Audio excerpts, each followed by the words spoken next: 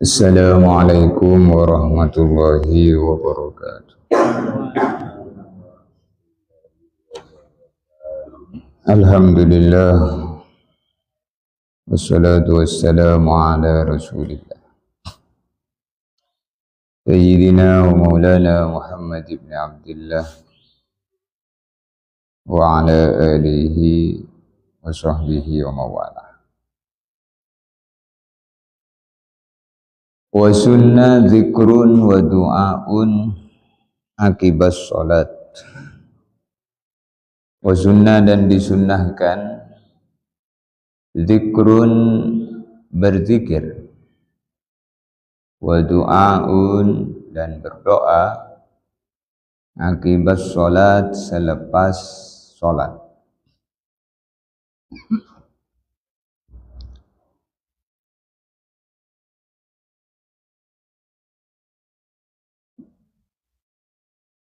Wa warada fihima ahaditsun katsiratun. Wa warada dan telah datang fihima mengenai zikir dan doa selepas sholat ahaditsun katsiratun, hadis yang banyak. Minha daripada sebagian hadis itu ma adalah hadis rawa at-Tirmidzi an Abi Umamah radhiyallahu anhu, adalah hadis yang diriwayatkan oleh Abu Umamah radhiyallahu anhu. Qila li Rasulillah sallallahu alaihi wasallam, Rasulullah ditanya ayyud du'ai asma, ay aqrab ilal ijabah, doa yang mustajab itu kapan? Baginda Nabi menjawab, jawful laili wa duburas salawatil maktubah. Doa yang mustajab itu waktunya adalah jawful lail, doa di tengah malam, wa duburas salawatil maktubah, dan doa selepas mengerjakan sholat fardu. Jadi sunahkan selepas sholat di salam itu jangan langsung bubar, tapi hendaklah berzikir. Kemudian dilanjutkan dengan berdoa, karena doa selepas sholat itu doa yang mustajab.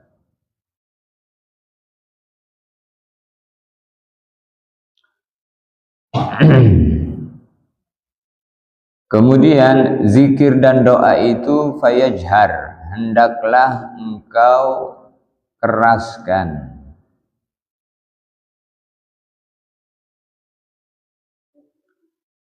Zikir dan doa itu dikeraskan, khususan lil imam, apalagi bagi imam, yuridu ayyuta'allama minhu, yang menghendaki imam itu agar bacaan zikirnya ditiru oleh makmum. Di bacaan zikir imam itu dikeraskan agar bacaan zikir itu ditiru oleh makmum, sehingga makmum itu belajar zikir-zikir tadi mengikuti zikirnya imam. Maka dikeraskan, jangan imam zikir sendiri mulutnya komat kamit. Imam itu zikir mengeraskan zikirnya sehingga zikirnya ditiru oleh imam.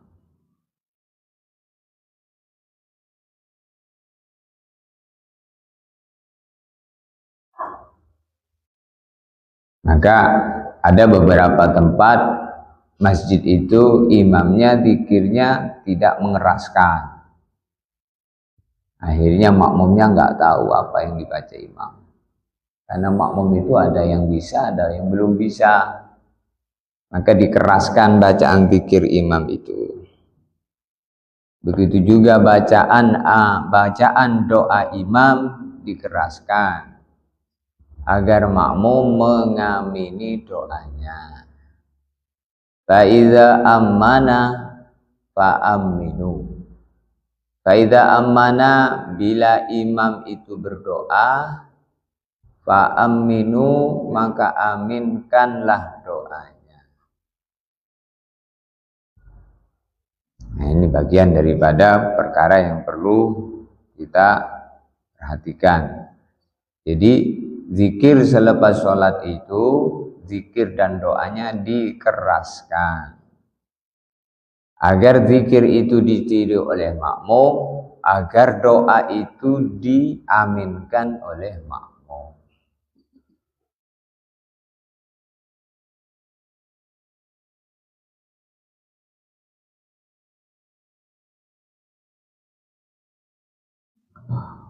Wa yusannu, dan disunnahkan iftitahud du'a bilhamdulillah wassalati ala nabiyyi wal khatmu bihima wa bi amin. Disunnahkan doa itu dimulai dengan alhamdulillah dan membaca sholawat kepada Nabi, dan ditutup dengan alhamdulillah dan sholawat dan amin. Wa ta'minu ma'mum sami'a du'a al-imam wa in hafadha dzalik. Dan makmum yang mendengar doanya imam, maka kesunahannya adalah mengaminkan, tidak berdoa sendiri. Wa in hafadha dzalika, walaupun makmum itu hafal dengan doa yang dibaca oleh imam. Nah, ini. Jadi kesunahan bagi makmum itu adalah mengaminkan doanya imam walaupun makmum itu hafal dengan doa yang dibaca oleh imam. Maka doa imam dikeraskan sehingga makmum mendengar doa imam, lalu kemudian makmum mengaminkan doa imam. Sesungguhnya di antara sebab-sebab doa mustajab di samping tempat adalah ahwal, keadaan doa itu, yaitu doanya berjamaah. Satu orang berdoa, yang lain mengaminkan. Itu jalan mustajabnya doa itu, satu orang doa, yang lain mengaminkan. Apalagi doa selepas sholat. Maka Nabi tadi bersabda, al-aqrab ilal ijabah ay ad-du'a wa asma ay al-aqrabu ilal ijabah juful lail wa dubur shalawatil maktubah. Doa yang sangat mudah untuk diterima oleh Allah, doa itu di tengah malam, dan doa itu di setelah sholat 5 waktu. Maka doanya imam mengeraskan doanya agar makmum mendengar doanya, kemudian makmum mengaminkan. Zikirnya dikeraskan agar makmum belajar dengan zikir-zikir doa, zikir-zikir yang dibaca oleh imam. Jadi kalau ada masjid, imamnya zikir sendiri-sendiri, itu enggak sunnah. Tiba-tiba imamnya ngadep ke makmum, qomat kamit. Itu enggak sunnah. Yang sunnah itu zikirnya imam dikeraskan agar makmum mengikuti. Doanya imam dikeraskan agar makmum ngamin. Dan doanya dimulai dengan alhamdulillah dan sholawat, ditutup dengan sholawat dan alhamdulillah dan amin.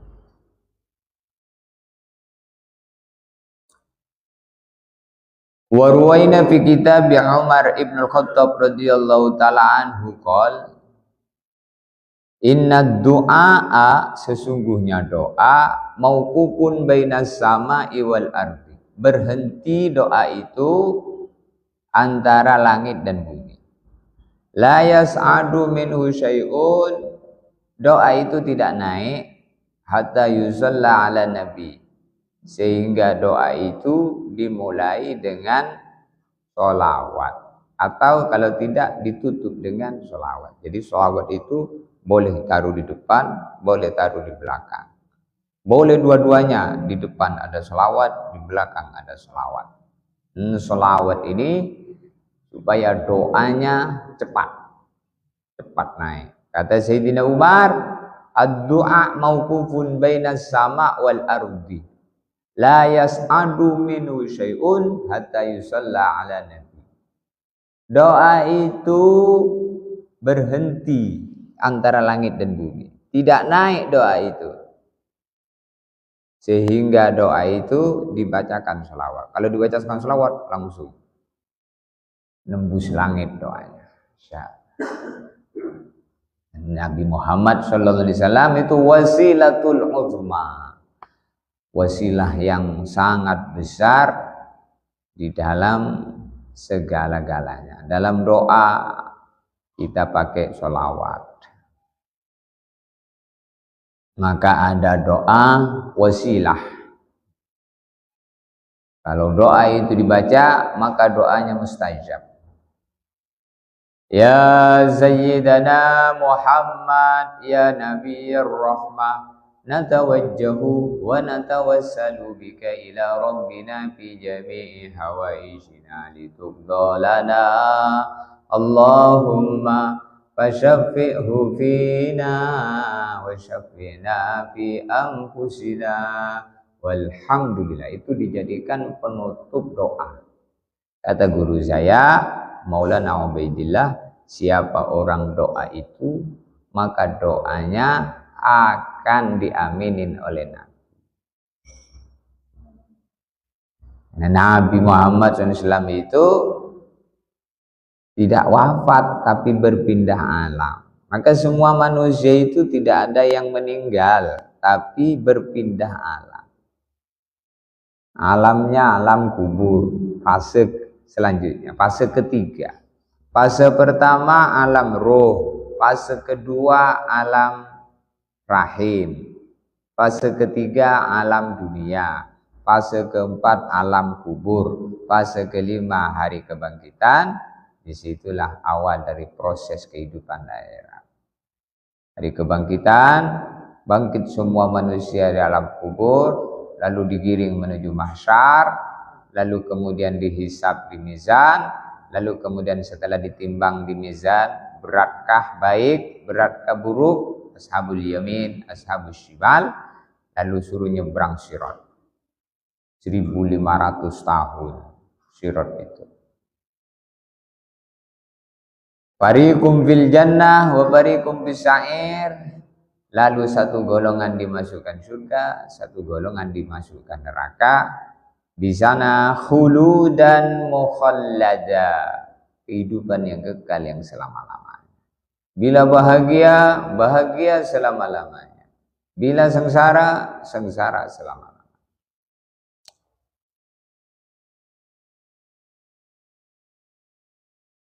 Maka doa itu hendaklah berjamaah.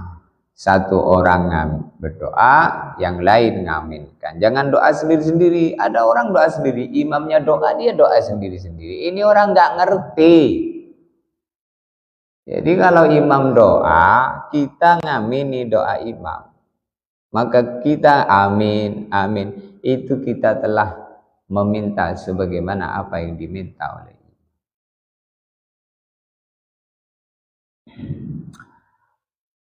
Kemudian wayundabu, dan juga disunahkan ayan taqila li fardin au naflin min maudhi'i sholatihi.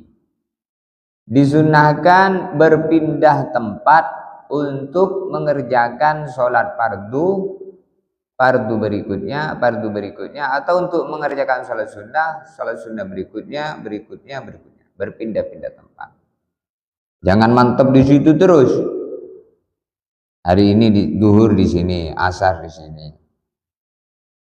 maghrib di sini, terus berpindah-pindah tempat. Kenapa? Liyashhada lahul maudhi', supaya tempat itu bersaksi bahwa kita ngerjakan sholat di tempat itu. Maka disunahkan berpindah-pindah tempat untuk mengerjakan sholat fardu atau sholat sunnah. Jangan mantap tempatnya di situ. Liyashhada lahul maudhi', supaya tempat itu bersaksi bahwa kita sholat di tempat itu. Jadi tempat yang kita gunakan untuk sholat itu bersaksi. Bahkan senang tempat itu. Dalam hadis lain disebutkan bahwasanya mamim buk'atin, tidak ada tempat di muka bumi. Buk'ah itu bongkahan tanah atau tempat di muka bumi, namanya buk'ah. Tidak ada tempat di bumi ini. Yusalla fiha, yang mana di tempat itu dikerjakan sholat. Au yudhkaru fiha ismullah, atau di tempat itu dizikirkan nama-nama Allah. Illa istabsyarat, melainkan tempat itu bergembira. Ila sab'il aradin, bergembira tempat itu mulai lapisan atas sampai sab'il aradin, 7 lapis bumi ke bawah. Tempat itu senang, bergembira. Wa fakhura, dan tempat itu berbangga-bangga, bercerita ala ma haulaha, atas tempat-tempat yang ada di sekelilingnya. Minal biqa, ala ma haulaha minal biqa, bercerita kepada tempat-tempat yang ada di sekelilingnya yang tidak digunakan untuk sholat dan tidak digunakan untuk zikir. Maka disunahkan untuk mengerjakan sholat, baik sholat fardu maupun sholat sunnah, tempatnya pindah-pindah.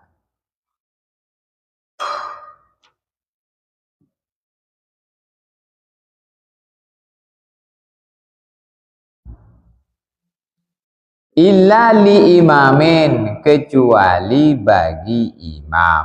Kalau imam, mantap tempatnya, pindah-pindah. Mihrab itu lain. Kalau makmum pindah-pindah. Masya Allah. Jadi ini penting ini. Jadi kenapa kamu tempatnya pindah-pindah? Nah, supaya banyak tempat yang saya gunakan untuk sholat. Sehingga para ulama kalau melewati masjid, maka berhenti dulu sholat di situ. Bisa jadi tempat itu dilalui kita sekali, tapi telah dia bersaksi bahwa sekali selama seumur hidup kita sholat di situ. Kalau kita ini sabar, mampir di situ masjid, jangan sampai tidak sholat. Sholat tahiyatul masjid. Kalau mau nambah lagi sholat apa? Wa yundabu ayyantaqila li fardin aw naflin min mawdi'i sholatihi liyashhada lahul mawdi'. Disunnahkan pindah-pindah tempat untuk mengerjakan sholat, baik sholat fardu maupun sholat sunnah, supaya tempat itu bersaksi bahwa kita sholat di tempat itu. Dalam surat Yasin, wa naktubu ma qaddamu wa atharuhum.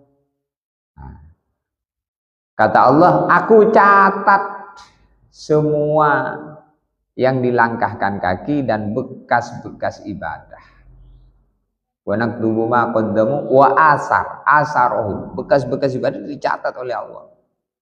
Bahwa si fulan bin fulan sholat subuh, hari, tanggal, tahun, akurat semua itu.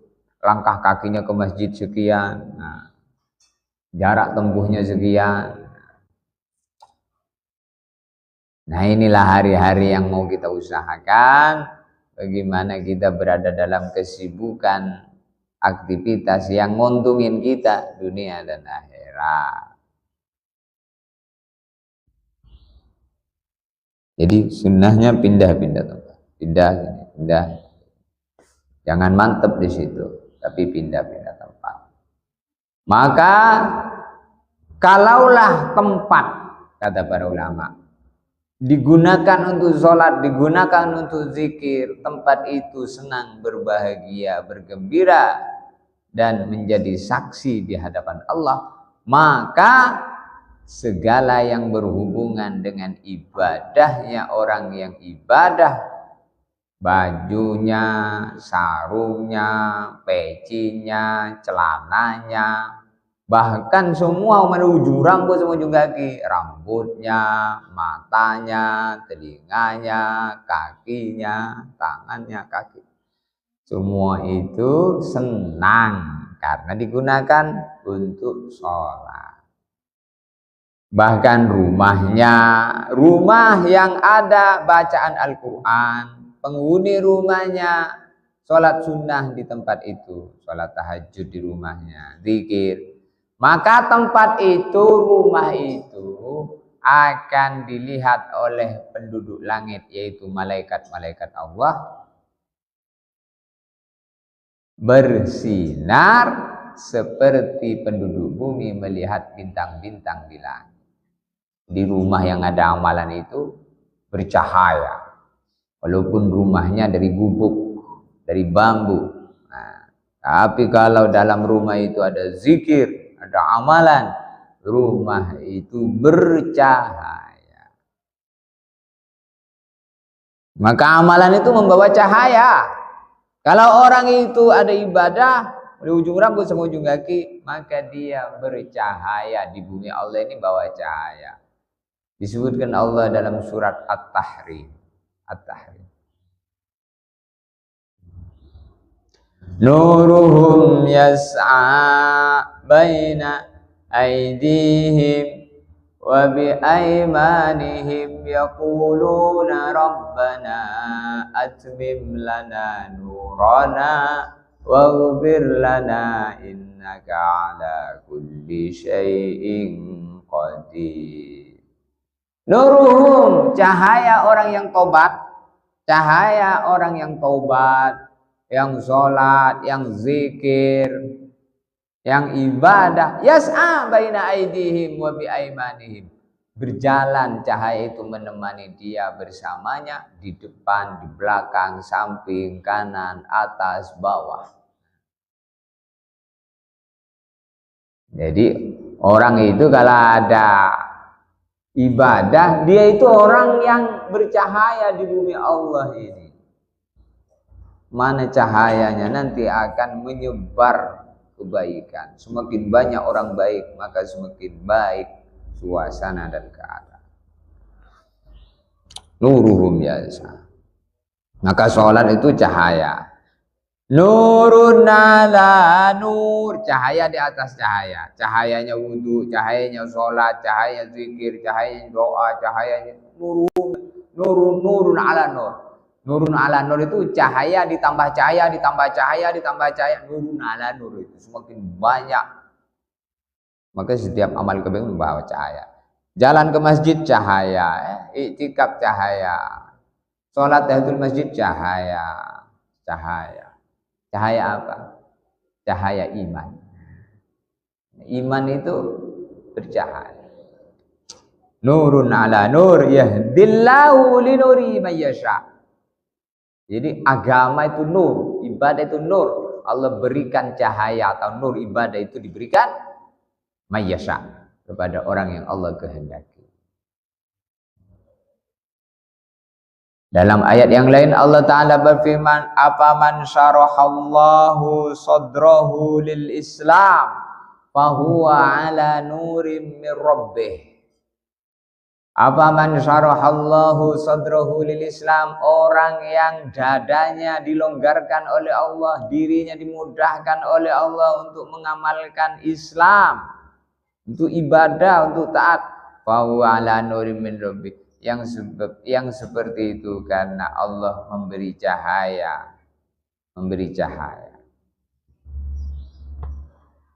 kasih cahaya oleh Allah.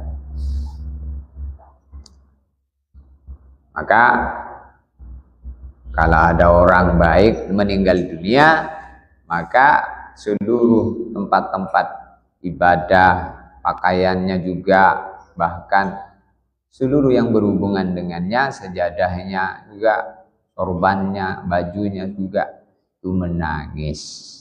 Kenapa menangis? Karena tidak digunakan lagi untuk ibadah. Cuman kita tidak dengar. Jadi supaya segala semuanya itu bermanfaat di sisi Allah, bawa menghadap Allah. Bawa menghadap Allah. Maka jadi bermanfaat. Bawa menghadap Allah, gunakan untuk yang bermanfaat di sisi Allah. Di ujung rambut sampai ujung kaki kita mengucapkan Allahu Akbar, maka menghadap semua kepada Allah mulai ujung rambut sampai ujung kaki. Maka as-salatu khairul maut.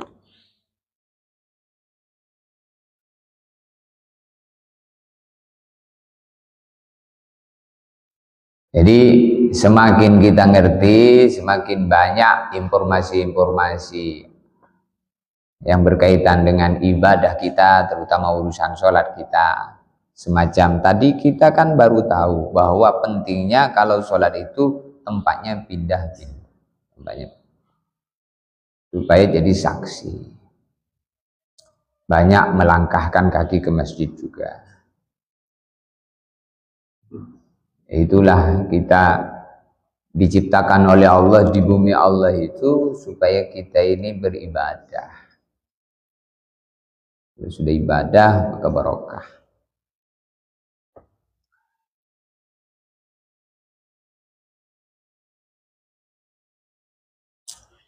Begitu juga sholat sunnah. Fa illam yantaqil fa sholat bi kalami insanin. Kalau umpama tidak bisa berpindah karena mungkin tempatnya penuh sehingga mau bergeser tak bisa, maka boleh memisahnya dengan subhanallah walhamdulillah wala ilaha illallah Allahu akbar. Setelah sholat, maka setelah sholat diusahain tempatnya mantap, di situ zikir dan doa. Setelah doa sholat sunnah maka berpindah tempat. Kalau bisa tukaran dengan tempat dengan kawan sebelah bagus, tapi jangan maksa pindah sini, jangan. Nah, Pak, bisa tukaran tempat? Bisa. Kenapa tukaran tempat? Biar banyak yang jadi saksi. Nah, itu jadi dia dapat ilmu juga. Nggak mau saya. Nah, kalau nggak mau sudah, jangan dipaksa. Kita baca subhanallah alhamdulillah.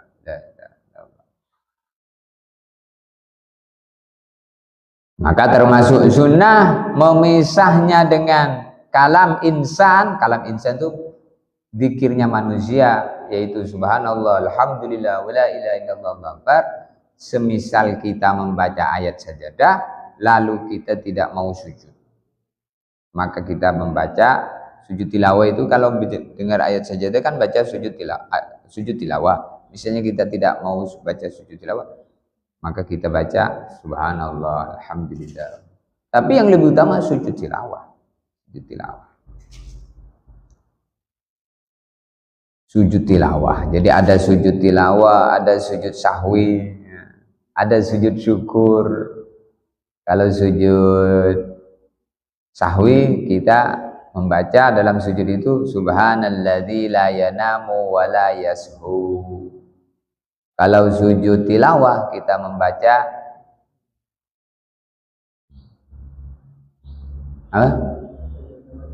sajada wajhi lilladzi khalaqahu wa syaqqa sam'ahu wa basarahu bihauli wa quwwati fatabarakallahu ahsanul khaliqin. Itu sujud tilawah. Sujud tilawah.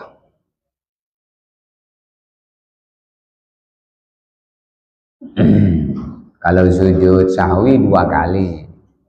Kalau sujud tilawah sekali. Sujud syukur sekali. Kalau sujud syukur baca apa ya? Alhamdulillah, alhamdulillah alladzi hadana li hadza wa ma kunna linahtadiya laula an hadana Allah.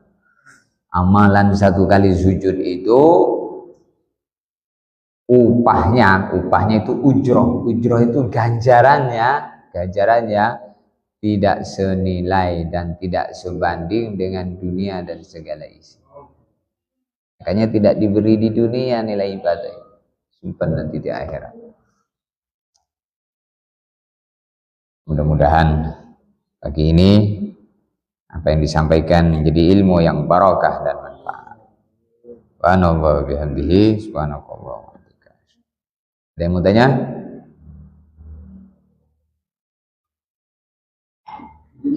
Itu boleh langsung di ini makanannya itu.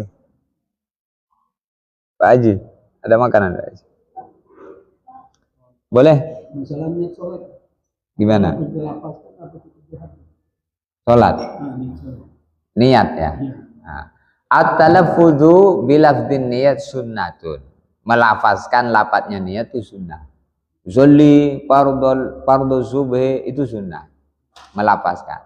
Nah, menyebutkannya dalam hati itu wajib. Jadi bahwa mahallun niat al-qalb, tempatnya niat itu di hati. Adapun melafazkan itu sunnah karena membantu geraknya hati. Jadi membaca usolli itu sunnah. Maka dilapaskan bagus, enggak dilapaskan enggak apa-apa. Ya? Iya. Dengan melapaskan hati sudah berjalan juga. Maka niat itu kalau dalam sholat dibarengkan dengan hamzahnya lafaz takbir. Allahu Akbar. Jadi sebelum Allahu Akbar itu dilapaskan. Usolli fardhu, kemudian Allahu Akbar. Ya. Istihdharun niat fil qalbi inda hamzati Allahu Akbar. Menghadirkan niat dalam hati ketika melafazkan hamzanya Allahu Akbar. Istihdharun niat fil qalbi inda hamzati Allahu Akbar. Menghadirkan niat di dalam hati ketika mengucapkan hamzahnya lafaz Allahu Akbar. Wa talaffudzu sunnatun qablan niyat. Melafazkan niat hukumnya sunnah sebelum mengucapkan niat bersamaan hamzahnya lafaz takbir. Ya. Jadi melafazkan usolli itu sunnah. Usolli fardhu subhi, usolli fardhal asri.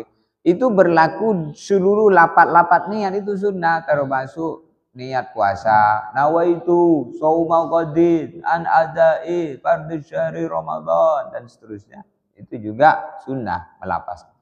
Juga wudu, nawaitul wudu'a li raf'il hadazil asghari, itu sunnah. Wudu mandi, nawaitul ghusla li raf'il hadazil akbari. Jadi at-talaffuz bilafdhin niyati sunnatun. Melafazkan niat itu hukumnya sunnah. Sunnah itu dicontohin oleh Nabi supaya membantu geraknya hati. Ada lagi?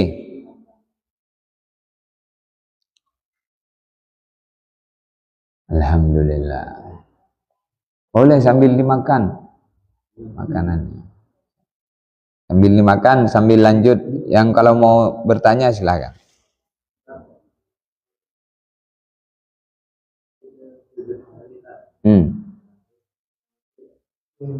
Kalau kita bicara menegur imam, akan segera misalnya ini bacaan yang Fatihah gitu kan ya.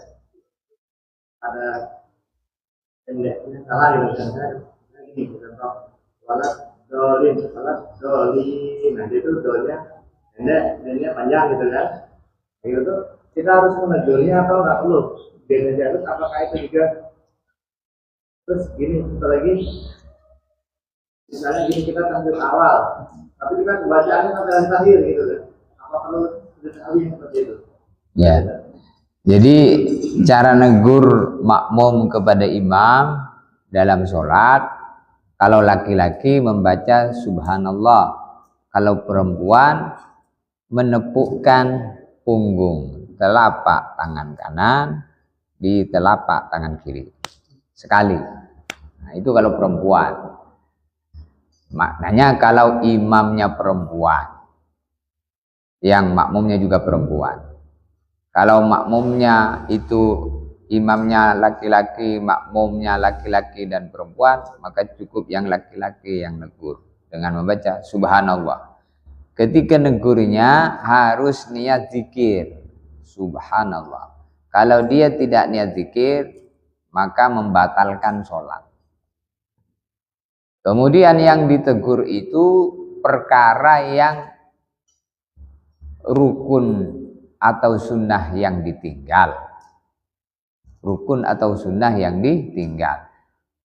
Kalau kaitannya dengan bacaan, maka mungkin kurang panjang, bisa langsung dengan menyebutkan ayatnya.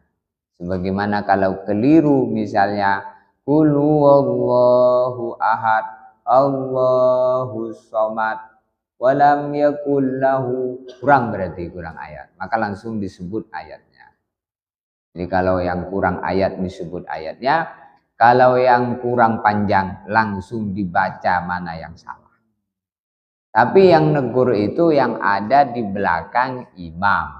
Sunnahnya itu yang negur di belakang imam. Tidak semuanya langsung negur. Yang negur itu yang di belakang imam. Sunnahnya yang negur di belakang imam. Jadi negurnya dengan, kalau kaitannya dengan meninggalkan rukun atau nambah rukun, subhanallah.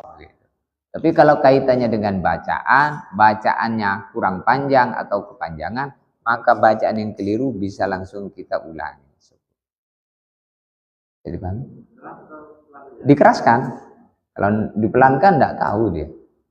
Jadi supaya imam itu tahu bahwa bacaannya keliru, maka kita bacaan yang keliru itu langsung disebut. Kalau sudah kita sebut tetapi tetap dia lanjut, kalau bacaan itu kaitannya dengan Fatihah dan itu membatalkan Fatihah, maka kita niat muparokoh. Paham? Kalau kita imam bacaannya tadi kaitannya dengan bacaan Fatihah dan kekeliruan itu membatalkan Fatihah, seperti hilang tasdidnya misalnya, atau terlalu panjang atau terlalu pendek sampai tidak ada imam qiraat yang memperbolehkan panjang dan pendeknya, sehingga itu lahn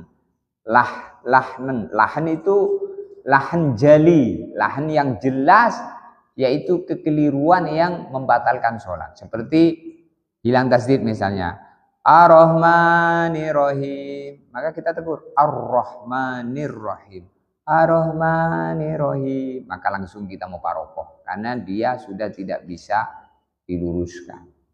Maka imam itu harus bijaksana, nengok kondisi dirinya, benar enggak bacaan Fatihah saja. Yang tahu dengan benar dan tidaknya bukan diri kita, tapi orang yang lebih paham dengan kita. Maka minta ditengokkan dulu. Tolong dengarkan bacaan Fatihah saya. Apakah bacaan Fatihah saya sudah pas? Kalaulah umpama ada orang negur kita bahwa bacaan Fatihah kamu tidak betul, kita harus introspeksi diri, karena orang lain itu patokan penilaian diri kita, bukan diri kita. Orang lain yang menilai. Jika kaitannya dengan bacaan yang keliru, maka langsung ditegur bacaan yang kelirunya itu dengan kita mengulanginya dengan keras. Misalnya waladhdallin, waladhdallin.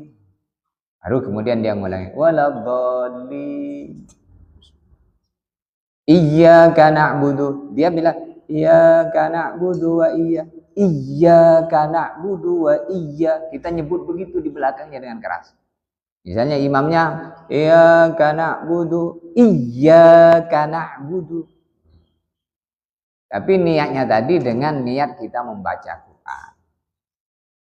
Kalau niatnya ngasih tahu saja, sebagian ulama berpendapat batal sholat. Jadi kalau ayat-ayat yang lain